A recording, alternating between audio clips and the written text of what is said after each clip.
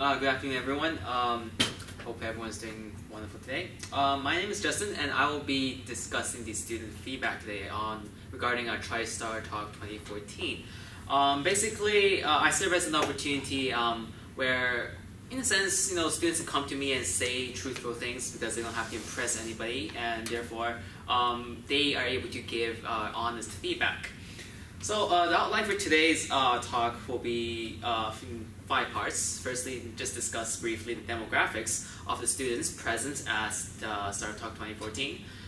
Mention what they really like this year, what are the activities and what kind of situations they really enjoy. Next, discuss the Chinese program that if they have that at their own facilities, at their own schools, and if they will be continuing Chinese. And then also discuss the food situations and snack situations that was present at this year's STARTALK. And lastly, their own personal words, their recommendations on what to change for next year's STARTALK, what they believe should be used to improve. So firstly, demographics. This map is actually designed by Justina, using it with her permission. It shows from basically the students that were present this year at STARTALK 2014. You can see that the students are actually basically coming from a variety of states, right? They come from all over the United States, and that's actually a really good thing, considering that Tri isn't that big of a university, and actually having all these students coming from all these different places coming in to actually go learn Chinese, of all things, right? So further on, we can look at the age of the students, right? They range from 13 to 18. Which is from around middle school to high school. You can see that the majority of the students are actually around the age of 15 to 17 years old. We have rare cases of a 13-year-old and an 18-year-old, which is very nice, which we have to do consider the teaching styles, right? For example, teaching a 13-year-old and teaching an 18-year-old will be completely different. So that's something just to consider in mind. What's not shown here is actually the gender of the students. There's actually predominantly female for our 24 students, so that's also something just to have in the back of your head, just to remember. Moving on, I asked students where they learned about TriStarTalk 2014. Most of them actually brought up that their teachers mentioned it. The teachers actually varied from both the Chinese teachers, as well as actually one special case, a student brought up that it was a Spanish teacher that actually mentioned STARTALK 2014. She actually wanted to learn Chinese, and therefore asked her Spanish teacher, and her Spanish teacher referred her to this program. Furthermore, the rest of the group, around 8 students, mentioned it was a family or family friends. Now in this case, it's actually really that they have some sort of relation with Tri University, be it that their parents were Tri alumni, or they have family friends who live in Tri, and therefore they are able to, they have some sort of relation, knowing and learn about this program through them. Lastly, I do want to bring up a few special cases where, in a sense, specific examples, which is pretty unique. One student actually was looking for this program called the National Security Language Initiative for Youth, the NSLIY program, which is, I guess, a government-funded program where it's sending students off to different countries to learn languages, such as Chinese. Unfortunately, the student herself wasn't able to get accepted. Therefore, she instead, the program itself recommended her to apply for STARTALK instead, saying that there's probably a higher chance for her to be accepted, and therefore she was able to come here instead. So it's interesting to note that there are other programs out there who are basically who are aware of us, right? Are aware of STARTALK here at Tri, and therefore is promoting us on our behalf, which is a wonderful thing to do. More importantly, actually, is one student who came here doing her a tour, basically, when she was touring Tri University, deciding on her, in a sense, a future career, which university to pick. In the brochure that was given out here at Tri University, one of them actually mentioned STARTALK as a program. And therefore, she actually decided to attend it to actually see what it's like to be here at Tri University. So you can see that this is a perfect example to actually promote Tri University itself, right? Doing the promotion when every university sends out these letters, these brochures, these information pamphlets to students potential students who are going to apply for undergraduates, and therefore perhaps include the STARTALK as one of these programs that are available here in here at to our university, right? And this not only promotes the Chinese courses, the Chinese classes, and so on and so forth, but also promotes Try-STARTALK, because there may be students who are looking for a Chinese option, something to really ease themselves into, right? And then STARTALK serve as a nice program to actually allow them to basically test out Try University beforehand. Now, moving on, ask the students what basically are the, in a sense, the best part of STARTALK, right? What they really enjoyed this year. And first off, they really, they keep mentioning this 2-to-1 program about the teachers. They really like the 2-to-1 ratio where having 2 students to 1 teacher was really personal, right? It was an environment that they were really able to discuss and talk personally with the teachers, therefore they could interact constantly. They can basically learn in a more personal environment, and they really enjoy that. Furthermore, the teachers were, in a sense, what they dubbed as authentic, since they actually came from China and speak Chinese on a day-to-day basis. And because of that, they feel that unlike certain teachers who perhaps learn Chinese as a second language, or perhaps you know, have been in the United States for an extended period of time, and because of that, they feel like they have been accustomed to the American culture or American way of teaching, right? And unable to basically bring the Chinese culture and Chinese language to a more authentic level.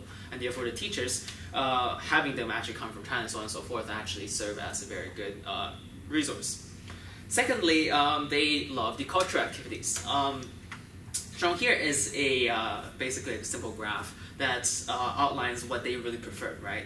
Most of them actually really like the lion dance, for example. However, it's not something to take to heart, simply because, again, the gender differences. Because it's mainly females out of the 24 students present this year. And thus, naturally, for example, certain activities like the fan dance, male students wouldn't actually participate in this activity. So naturally, they can't really say they really prefer the fan dance or not. It's just something that's very nice, because the students here are not only looking to basically immerse themselves in the Chinese language, but further also to enhance and learn more about the culture. And thus, doing these cultural activities is one way for them to really learn about things, these cultural aspects of China. Thirdly, the students, for most of them, it's actually probably the first time, in a sense, leaving home and living somewhere else for an extended period of time.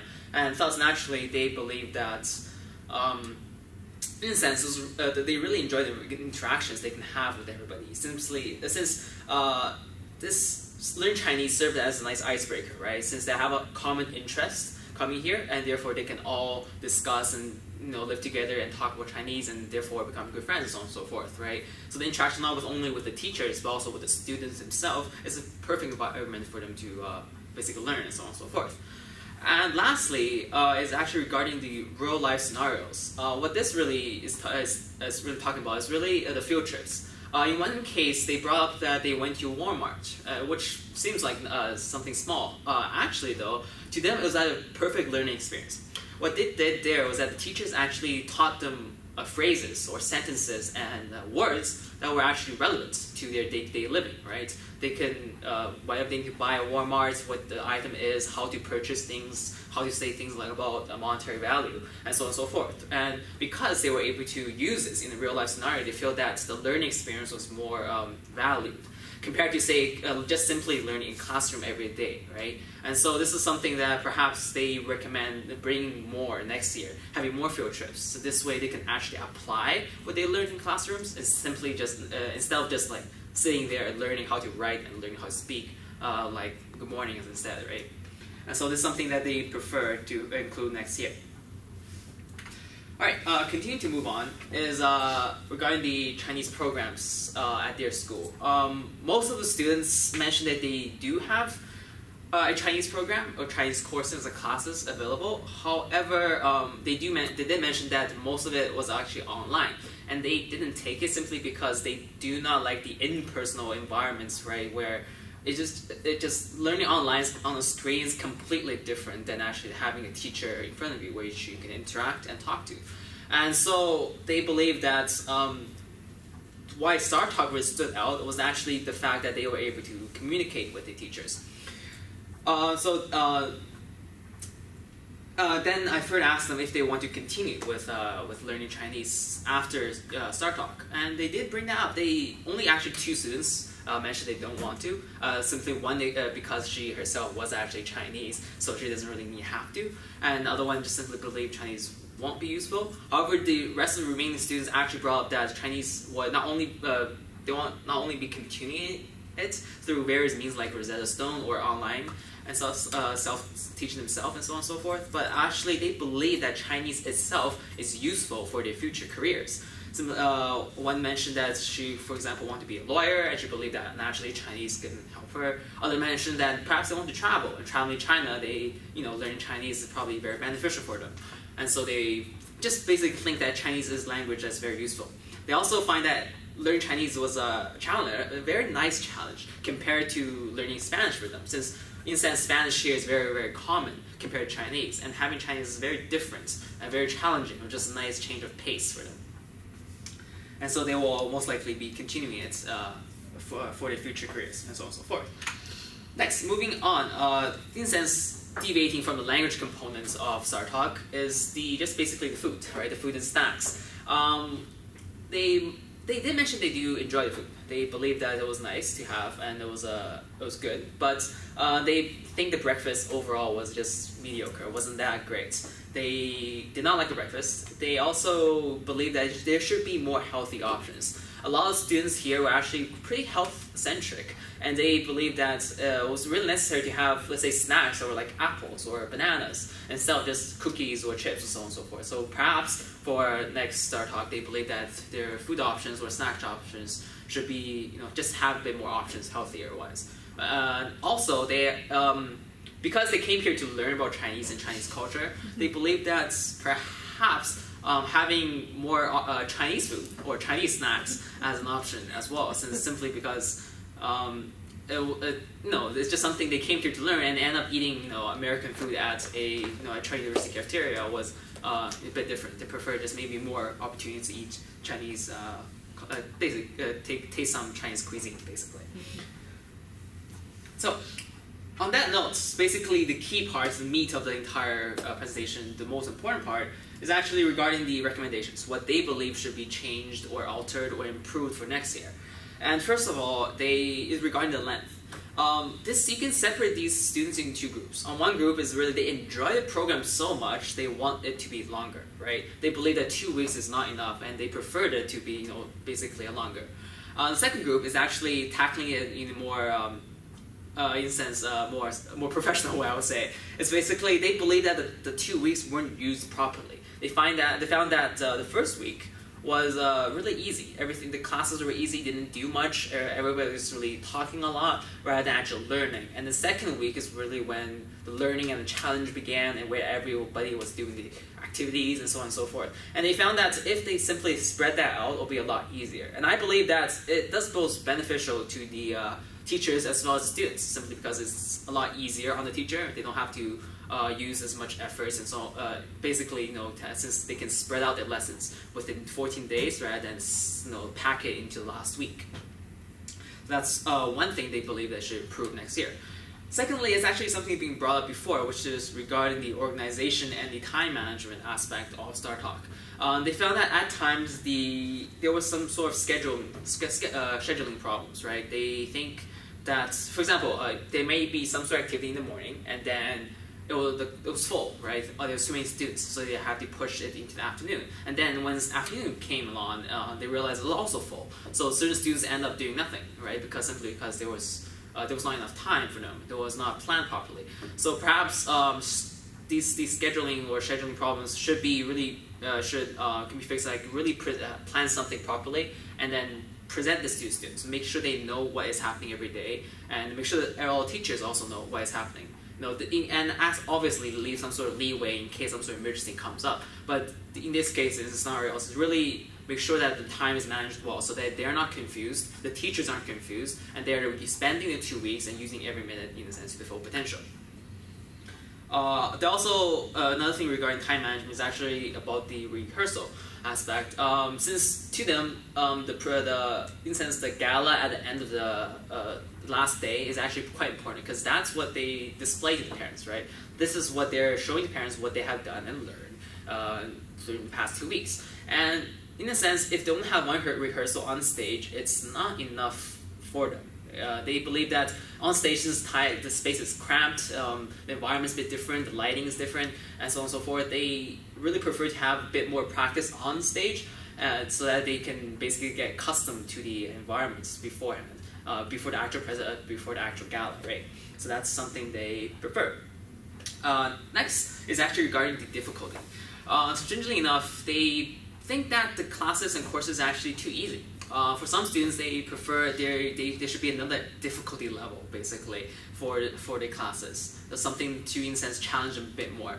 Because some students actually know some Chinese. They had Chinese courses before at school, or their parents perhaps have a Chinese background, and they prefer that there is an extra level which actually taught a bit more, right? Was actually more difficult. So that's something they believe should be included. Perhaps more emphasis on writing, for example. Since there was a lot of oral practices with the teachers with 2-on-1, but there weren't enough written practices instead. And lastly is actually regarding the STAR system. This was implemented by the teachers where, in a sense, what they did was if the students said something correctly or written something or handed the homework or just basically did something good regarding Chinese education, they were awarded a star, right? However, this system kind of got out of control where in the sense that there was, in a sense, favoritism, right? Where if a teacher preferred a student, they might gave them 3 stars, just for no reason, and then if some student actually said something correctly in Chinese, they only awarded 1 star. And that creates some sort of imbalance, and in a sense, the fairness of everything just basically broke, right? So perhaps students basically simply suggested that they remove the system completely because a lot of students voiced that it was just not fair, right? They prefer a more just system. And not that I can, in a sense, voice anything, not that I have any experience, but I do believe in a classroom environment that it's more important to focus on the cooperation of students rather than create some sort of competition, right? Because together, students can really help each other learn rather than competing, trying to beat each other. I want to, say more so I can earn more stars and to get more awards, right? So that kind of environment is really, especially in 2 weeks, you want everybody to work together rather than compete. So in a sense, they believe that star system should basically completely be removed. And on that note, is really basically the 4 main things that the students believe are quite crucial that should be changed, improved, and altered for next year. I'd like to thank you all for your attention. If you have any questions, that's it. Thank you.